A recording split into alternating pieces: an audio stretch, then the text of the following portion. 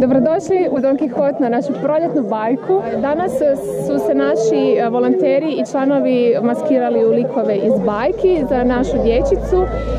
Imamo jahanja, radionice, ples na svili, naš Petar Pan će izvesti i uživamo u lijepom sunčanom danu. Ja sam Rida.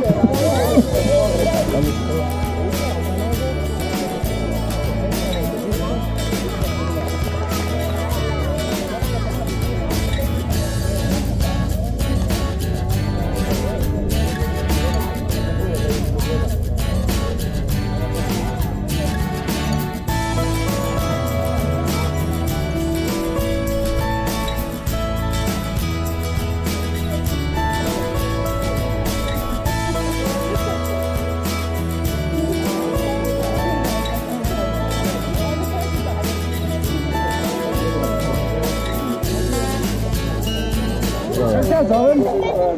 A gdje mi je zvončica? Ovdje ima. Je, tu je zvončica, tu negdje na listi, jel? Vještice i Sneguljice.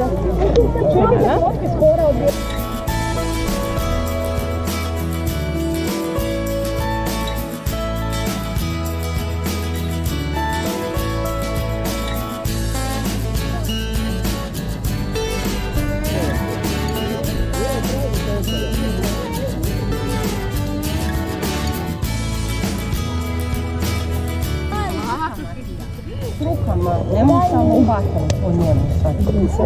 Još s ove smutne strane gore malo zemlje.